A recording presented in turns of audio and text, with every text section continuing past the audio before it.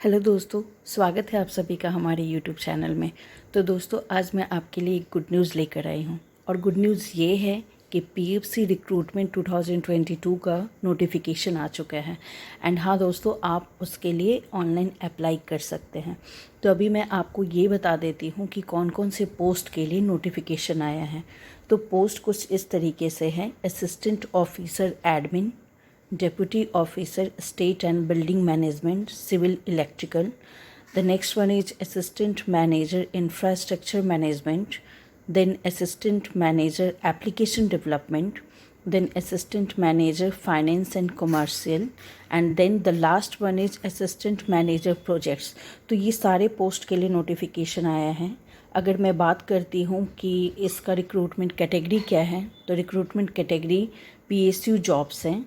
And अगर मैं बात करती हूँ पे स्केल का, तो दोस्तों असिस्टेंट ऑफिसर एडमिन का जो पे स्केल है वो है 30,000 से 1,20,000 ऑन ITA पे पैटर्न।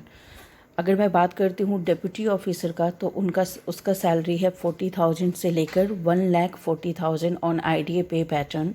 अगर मैं बात करती हूँ असिस्टेंट मैनेजर इंफ्रास्ट्रक्चर मैनेजमेंट का, तो उसका सैलरी है 60,000 से लेकर 1,80,000 ऑन ITA पे पैटर्न। अगर मैं बात करती हूँ असिस्टेंट मैनेजर एप्लीकेशन डेवलपमेंट का, तो उसका सैलरी है 60,000 से लेकर 1,80,000 on ITA pattern. Assistant manager finance and commercial का भी सैलरी 60,000 से लेकर 1,80,000 ऑन ITA पैटर्न है। एंड असिस्टेंट मैनेजर प्रोजेक्ट्स का भी सैलरी सेम ही है, जो कि 60,000 से लेकर 1,80,000 ऑन ITA पैटर्न है। तो कुछ इस तरीके से इसका सैलरी पैटर्न है। एंड नंबर ऑफ़ वैकेंसी की अगर मैं बात करूँ, तो असिस्टेंट ऑफिसर के पोस्ट के लिए 4 वैकेंसी है, deputy officer state and building के लिए 2 वैकेंसी है, state assistant manager infrastructure management में 1 vacancy, assistant manager application development की अगर बात करती हूँ तो उसमें 1 वैकेंसी है, assistant manager finance and commercial की बात करती हूँ तो उसमें 7 वैकेंसी है, एंड असिस्टेंट मैनेजर प्रोजेक्ट्स में भी 7 वैकेंसी है। तो कुछ इस तरीके से वैकेंसी है इस सारे पोस्ट में। एंड पे स्किल के बारे में मैंने आपको बता दिया। अगर मैं बात करती हूँ एजुकेशनल क्वालिफ़िकेशन या एलिजिबिलिटी क्राइटेरिया की, तो अगर हम बात करते हैं असिस्टेंट ऑफिसर की, तो उसमें क्वालिफ़िकेशन जो चाहिए वो है graduate in any stream and minimum 1 year diploma in HR और admin with relevant experience.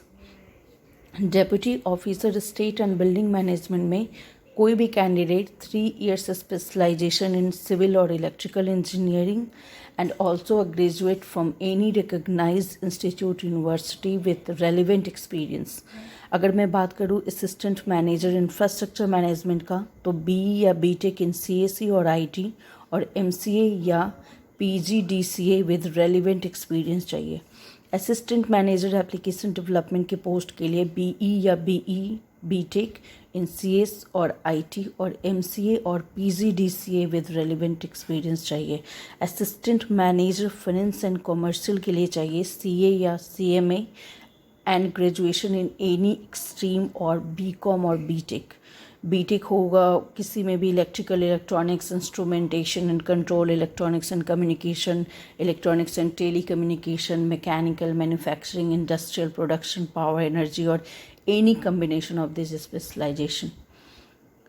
And अगर मैं बात करती हूँ असिस्टेंट मैनेजर प्रोजेक्ट्स का, तो उसका जो एजुकेशनल क्वालिफ़िकेशन है वो ये है कि BE या BTech होना चाहिए, इलेक्ट्रिकल, इलेक्ट्रॉनिक्स और इंस्ट्रूमेंटेशन एंड कंट्रोल और इलेक्ट्रॉनिक्स एंड कम्युनिकेशन और electronics and telecommunication, mechanical, manufacturing, industrial production, power, energy और any combination of this specialisation.